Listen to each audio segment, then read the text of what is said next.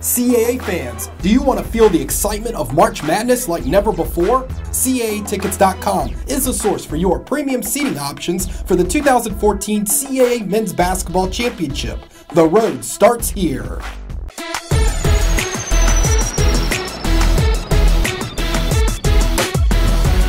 To his left, Mike Burwell. To his right, Jarrell Benjamin. We'll start with some comments from Coach Scary on the game and then open up for some questions after that.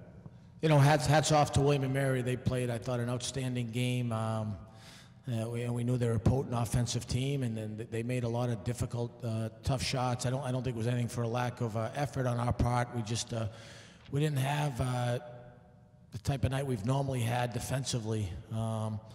You know, when this happens, like I said, they're a 20-win team, tough team, and they made a couple of difficult ones late, to their credit, and we expected there would be pretty much a 40-minute war, and it was. It just was one of those nights where, unlike 23 other nights where we were victorious, we just had a hard time. We felt like we were running in sand a lot, and we'd get a little bit of momentum going, and fought some foul trouble and whatnot, and just couldn't get over the hump. But you know, credit to our seniors. They've done just told these two guys who've meant everything to our program. Obviously, 2 years ago when they watched us lose 31 games, I don't think they thought they'd be walking into a meaningful game in March. So they've meant everything in getting our program off the mat. And I feel for those guys because obviously, you know, the ultimate goal for every player is to get in the NCAA tournament. We won't, but you know, we'll sweat it out for a week, and then we'll be in some postseason tournament after that, and hopefully can continue playing basketball and win a couple more games. Questions? Raise your hand. Coach, can you talk about during the last stretch, which kind of hurt the comeback effort more, some of the penalties, turnovers, or was it just William & Mary's outside shooting? I thought they made a couple of tough shots. I think they banked one in, Pruitt banked the other three on the wing, and it was Britt made a long one, and Thornton made a very tough shot. You know, we got shots that we got the ball, you know, I 100 times would have put the ball in Jarrell's hands, and like I said, all week we're gonna ride him, do it over the same way. You know, I felt like on the out of bounds play with 18 seconds left when they reversed the call that we didn't want to go for a home run play there, just get the ball in, and you know, we got good players, have trust in those guys, and you know, we got the ball where we wanted to get the ball. Sometimes it just doesn't go your way. That's just the way it is. But they made a couple difficult, I thought, shots. You know, we couldn't guard them quite well enough. But I don't want to take anything away from what they did. I thought they made a lot of tough contested shots. How difficult was a foul situation in the first half? Forced you to go to zone, especially with Mike? Yeah, a little. It was tough. I mean, Mike's been, you know, obviously we all know what a terrific special player Jarrell's been. But you know, as I've said all along, Burwell's been the key guy. He was clearly snubbed from the all-conference team. He's been the key guy for us this year. I thought obviously a couple of difficult fouls. We had to fight that off. Played more zone than we wanted to, but part of that was also because, you know, they made some shots and we had to change it up. But yeah, but you know, foul troubles. It's part of the game. Sometimes you get a good whistle, it goes your way. Sometimes it doesn't. Jarrell, was it a bit different to the referees compared to the last game?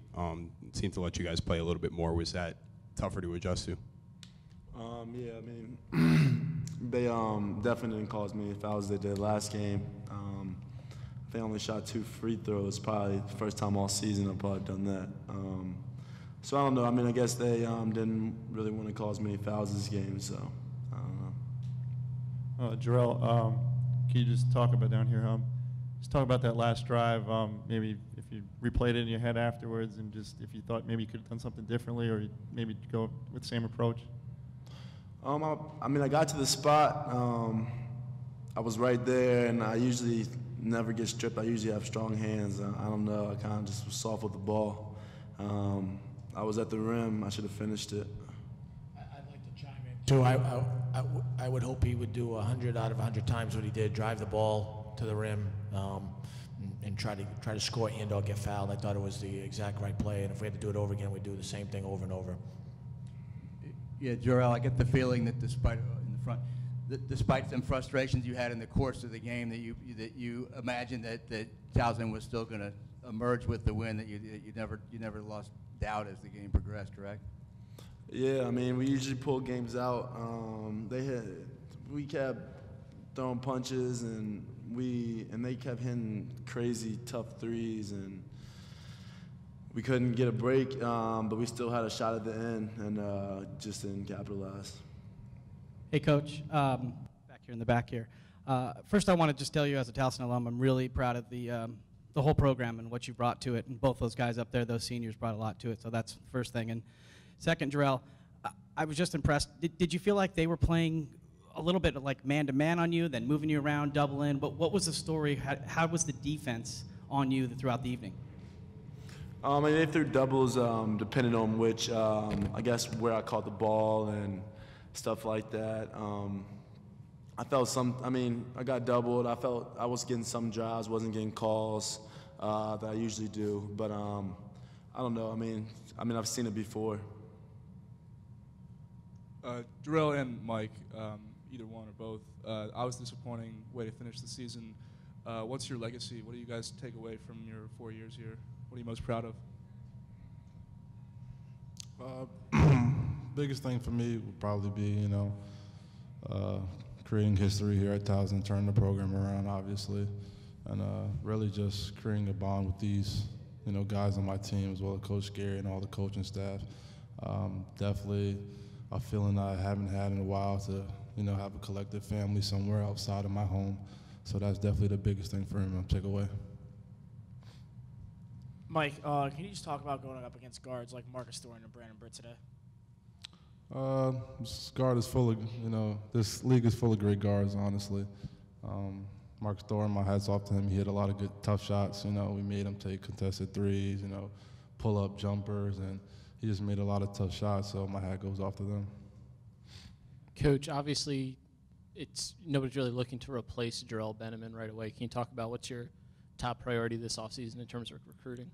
Well, yeah, I don't think you can replace a guy like that. Either of these guys, they've done, like I said, an unbelievable thing for our program that, I'm not sure if any guys in Towson's history have won, 41 games in 2 years, and probably would have been a couple more, obviously, and hopefully, last year, and hopefully get a couple more this year. So I don't think you can ever, it's not that easy to replicate what these guys have done and meant to the program, but we'll continue to recruit. We've got some young guys in the program that I think that are better than people realize because they've had to play against guys like Mike and Jarrell and have been around Marcus and Ralph and understand what culture and work ethic is. But it's like anything. I will tell you that obviously always as a coach thinking ahead. We're going to be a younger group, so the past couple off seasons I've left these guys a little bit alone. That won't be the case in the spring and summer workouts this summer at all. Be very, very hands-on with, especially with the young group.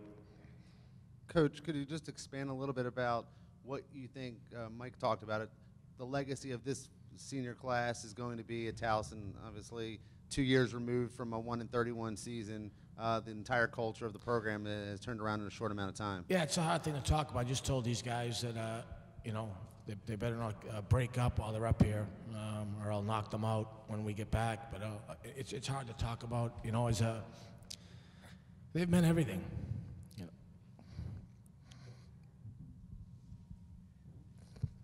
Pat, this isn't over yet, is it?